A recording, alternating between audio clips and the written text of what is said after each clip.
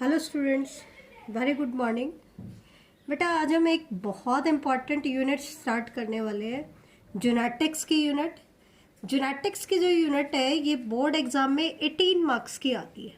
मतलब एक तरीके से अगर हम देखें तो पूरी बॉटनी आपकी एक तरफ और आपका जेनेटिक्स की यूनिट एक तरफ। और जेनेटिक्स में आपके 3 चैप्टर हम स्टडी करेंगे। पहला चैप्टर है principle of inheritance and variation, second chapter है मॉलिक्यूलर बेसिस ऑफ इनहेरिटेंस और थर्ड चैप्टर है बेटा एवोल्यूशन। तीनों ही चैप्टर आपको बॉटनी में पढ़ने हैं। बड़ी इंपॉर्टेंट यूनिट है, 18 नंबर की बोर्ड एग्जाम्स में आएगी, ठीक है। और कम्पिटिटिव एग्जाम्स की अगर हम बात करें तो इस यूनिट में से काफ़ी सारे क्वेश्चन नीट एग्जाम्स में आते हैं, तो इसको आपको ध्यान से पढ़ना है। तो यूनिट स्टार्ट करने से पहले, चैप्टर स्टार्ट करने से पहले हम इस यूनिट के स्टार्टिंग में सेंटेंस का इंट्रोडक्शन दिया हुआ है। जैसे हमने फर्स्ट यूनिट में पढ़ा था वैसे ही इस यूनिट में भी सेंटेंस का इंट्रोडक्शन दिया हुआ है। यहाँ पर 2 सेंटेंस का इंट्रोडक्शन दिया है। कौन कौन से सेंटेंस हैं? James Dewey Watson and Francis Harry Compton Crick. इनको हम शॉर्ट में कंबाइंडली हम इनका नाम यूज करते हैं, वॉटसन एंड क्रिक, ठीक है। हम स्टडी करेंगे कि वॉटसन एंड क्रिक को हम यहाँ क्यों पढ़ रहे हैं, इसका कंट्रीब्यूशन हम बताएंगे कि जेनेटिक्स में वॉटसन एंड क्रिक का क्या कंट्रीब्यूशन था। तो इनका फुल नेम आपको याद होना चाहिए। वॉटसन का कंप्लीट नेम क्या था? James Dewey Watson. और क्रिक का कंप्लीट नेम क्या था? फ्रांसिस हैरी कॉम्पटन क्रिक। तो क्योंकि हम इनका इंट्रोडक्टरी पार्ट पढ़ने वाले हैं तो इसमें हम क्या पढ़ेंगे कि इनकी बर्थ कब हुई, इनकी एजुकेशनल क्वालिफिकेशन क्या थी, इन्होंने क्या काम किया, ठीक है। और इनके बाद इनको ऑनर्स क्या क्या मिले, अवार्ड्स कौन कौन से मिले, तो कंपैरिजन करके ही हम लेते हैं। सबसे पहले हम बात करते हैं जेम्स दवे वॉटसन का। तो इसका बर्थ हुआ था 6 अप्रैल 1928, 1928। 6 अप्रैल 1928 में इसका बर्थ हुआ था। कहाँ पे? शिकागो में, ठीक है। जबकि फ्रांसिस हैरी कॉम्पटन क्रिक जो है इसका बर्थ हुआ था 8 जून 1916 एट द नॉर्थम्पटन, इंग्लैंड में। कहाँ पे हुआ था इसका बर्थ? Northampton, England.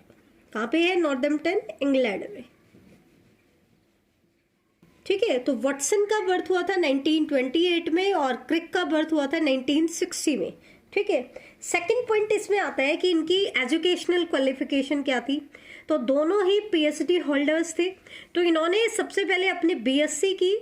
जो वॉटसन सेंटेंस था इसने तो बीएससी की जूलॉजी में, स्पेशलाइजेशन किया इसने, जूलॉजी में बीएससी की। कहाँ से बीएससी की? Indiana university. और इंडियाना यूनिवर्सिटी कहाँ पे है? ब्लूमिंगटन में, ब्लूमिंगटन।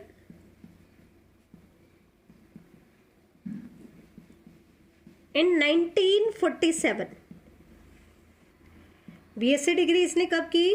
1947 में। कहाँ से की? इंडियाना यूनिवर्सिटी से, ब्लूमिंगटन से। किसमें की? जूलॉजी में की। जबकि क्रिक जो सेंटेंस था इसने बीएससी की थी फिजिक्स में। एक जूलॉजिस्ट था और एक फिजिशियन, फिजिक्स से इसने बीएससी किया था। इसने जो फिजिक्स से बीएससी की थी वो की थी 1937 में। और आपके वॉटसन ने कब की थी? 1947 में। इसने कहाँ से किया? इसने किया यूनिवर्सिटी कॉलेज लंदन से। इसने बीएससी डिग्री कहाँ से की? यूनिवर्सिटी कॉलेज लंदन से। एक बार मैं दोबारा रिपीट कर देती हूँ, ध्यान से देखना। वॉटसन का बर्थ हुआ था 6 अप्रैल 1928 में शिकागो में।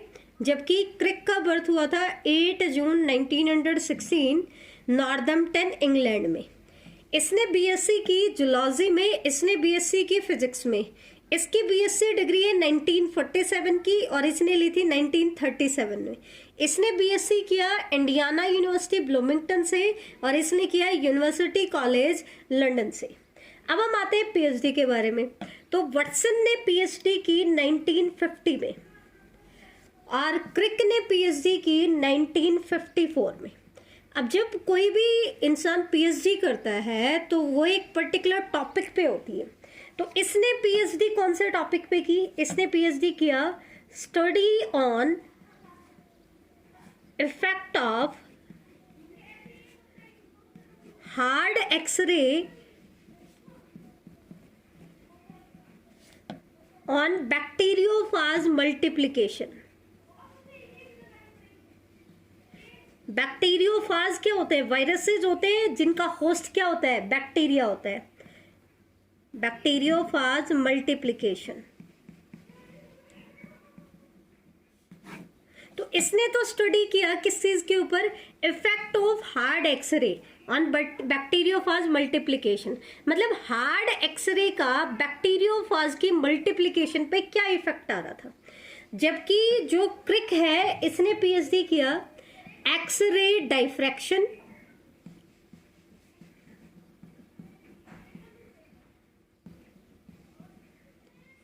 पॉलीपेप्टाइड एंड प्रोटीन्स पे, पॉलीपेप्टाइड एंड प्रोटीन्स। तो ये इनके पीएचडी के टॉपिक थे। दोबारा बता देती हूँ, वाटसन ने पीएचडी किया, इसने स्टडी किया हार्ड एक्सरे का क्या इफेक्ट आएगा बैक्टीरियोफाज के मल्टीप्लिकेशन से, और इसने एक्सरे डाइफ्रैक्शन निकाला पॉलीपेप्टाइड और प्रोटीन्स का। ठीक है, कैसे डाइफ्रैक्ट होती हैं एक्सरे, उसके बारे में स्टडी किया। तो क्योंकि ये दोनों साइंटिस्ट हम यहाँ पर क्यों पढ़ रहे हैं? क्योंकि इनका जेनेटिक्स में बहुत बड़ा रोल है। इन्होंने आगे जाकर के कंबाइंड एफर्ट्स की। क्या किए? Combined effort. इसलिए हम इनको एक साथ पढ़ रहे हैं क्योंकि आगे जाकर के इन्होंने अपनी रिसर्च को एक साथ किया। इनका जो फर्स्ट अटेम्प्ट था, फर्स्ट इफेक्ट जो था लोगों के ऊपर अपनी रिसर्च को लेकर के, वो अनसेटिस्फैक्ट्री था। ये कामयाब नहीं हुए अपने फर्स्ट इफेक्ट में जब इन्होंने मिलके काम करना शुरू किया। लेकिन जब इन्होंने अपना सेकेंड एफर्ट दिखाया इन मार्च 1953, तो ये कामयाब रहे। मतलब 1953 में इनकी जो रिजल्ट्स थे वो आने शुरू हो गए और इनकी रिसर्च फ्रूटफुल होती चलेगी। ठीक है, ध्यान रखना, इन्होंने जब पहला अटेम्प्ट किया तो फर्स्ट अटेम्प्ट अनसेटिस्फैक्ट्री था। कैसा था? अनसेटिस्फैक्ट्री। लेकिन इन्होंने फिर दोबारा ट्राई किया, बार बार रिसर्च करते रहे। तो उनका जब इन्होंने सेकेंड एफर्ट दिखाया मार्च 1953 में, तो ये कामयाब हो गई। क्यों कामयाब हो गई? क्योंकि इस बार इनके पास जो एविडेंसेस थे, जो ये दिखा रहे थे किसी भी चीज के लिए, these evidences are based upon more experimental data. Experimental data ये लेके आए थे, इनके पास एक्सपेरिमेंटल प्रूफ थे। और लोगों से इनका जो इन्होंने एक चीज यूज की, न्यूक्लिक एसिड की इन्होंने एक लिटरेचर प्रोवाइड की। जेनेटिक मटेरियल जो है न्यूक्लिक एसिड की, उसका इन्होंने एक लिटरेचर दिया, रिटन मैटर दिया। उसको भी काफी अप्रिशिएशन मिला जो साइंटिस्ट उस टाइम पे थे इनके। ठीक है, तो इस वजह से उनका सेकेंड एफर्ट क्या रहा? कामयाब रहा। क्योंकि एक तो उनके पास एक्सपेरिमेंटल एविडेंसेस थे और साथ में जो उन्होंने न्यूक्लिक एसिड की जो लिटरेचर दिया था उसको भी काफी अप्रिशिएशन मिला। तो 1953 में ये कामयाब हो गए। अब कामयाब हुए तो उसके बाद इन्होंने पीछे मुड़ के नहीं देखा कभी। तो इन्होंने 1953 में क्या क्या दिखाया ये से ध्यान से देखो, और उसके बाद भी अपनी रिसर्च करते रहे। सबसे पहली चीज तो हम पढ़ते हैं, कॉम्प्लीमेंट्री डबल हेलिकल कॉन्फ़िगरेशन दिया इन्होंने। सबसे पहले कॉम्प्लीमेंट्री डबल हेलिकल कॉन्फ़िगरेशन दिया। डबल हेलिकल कॉन्फ़िगरेशन मतलब इन्होंने न्यूक्लिक एसिड का डबल हेलिकल कॉन्फ़िगरेशन दिया। सबसे पहले कब दिया? मार्च 1953 में। और उसके जस्ट बाद इन्होंने क्या प्रपोज कर दिया? Double helical structure of DNA. Double helical structure of DNA, double helical model of DNA भी बोल देते हैं इसको। ये भी कब आया था? 1953 में। मॉलिक्यूलर बेसिस ऑफ इनहेरिटेंस में हम पढ़ेंगे बेटा double helical structure of DNA. DNA की स्ट्रक्चर हम पढ़ते हैं, वहां पर हम बोलेंगे कि ये जो स्ट्रक्चर दिया था ये किसने दिया था? वाटसन एंड क्रिक ने। कब दिया था? 1953 में। ठीक है, ठीक है। बेटा एक्चुअल में क्या था, उनको न्यूक्लिक एसिड के बारे में बहुत पहले से ही पता था, लेकिन क्योंकि न्यूक्लिक एसिड एक कॉम्प्लेक्स स्ट्रक्चर होती है तो 1953 से पहले वो कामयाब नहीं हुए उस चीज के स्ट्रक्चर बताने में। लेकिन जैसे ही एक कॉन्सेप्ट उनके माइंड में आया कॉम्प्लीमेंट्री रूल का, तो जैसे ही उनके माइंड में कॉम्प्लीमेंट्री रूल आया तो तुरंत उन्होंने डीएनए के स्ट्रक्चर को डिस्क्राइब कर दिया। ठीक है, तीसरा इसने रेप्लिकेशन स्कीम भी बता दी, क्योंकि जैसे ही उनको कॉम्प्लीमेंट्री बेस पेयरिंग के बारे में पता चला, दोनों चीजें क्लियर होगी। एक तो उनका डबल हेलिकल स्ट्रक्चर दे दिया डीएनए का, एक उन्होंने रेप्लिकेशन स्कीम भी बता दी। ठीक है बेटा, कॉम्प्लीमेंट्री रूल क्या कहता है, अगर डीएनए के एक स्ट्रैंड में एडेनिन नाइट्रोजनस बेस होता है तो कॉम्प्लीमेंट्री स्ट्रैंड में क्या होगा, थाइमिन। डीएनए की अगर हम बात करें, अगर एक में ग्वानिन है तो दूसरे में क्या होगा, साइटोसाइन, और ये आपस में कॉम्प्लीमेंट्री बेस पेयरिंग करते हैं। मतलब ये एक नाइट्रोजन बेस, ये दूसरा नाइट्रोजन बेस मिलकर के पेयर कर जाएंगे। ए और टी के बीच में डबल हाइड्रोजन बॉन्ड होता है और जी और सी के बीच में ट्रिपल हाइड्रोजन बॉन्ड होता है, एंड वाइस वर्सा, मतलब टी के कॉम्प्लीमेंट्री ए और सी के कॉम्प्लीमेंट्री जी।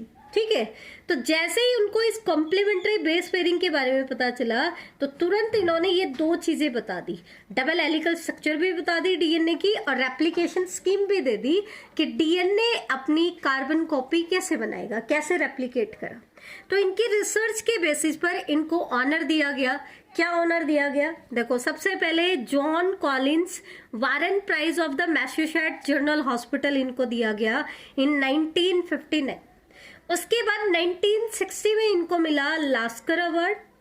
नेक्स्ट 1962 में उनको द रिसर्च कॉर्पोरेशन प्राइज मिला, और सबसे इंपॉर्टेंट है नोबेल प्राइज। ये पूछ भी लेते हैं कि वाटसन एंड क्रिक को नोबेल प्राइज कब मिला, नोबेल प्राइज मिला 1962 में।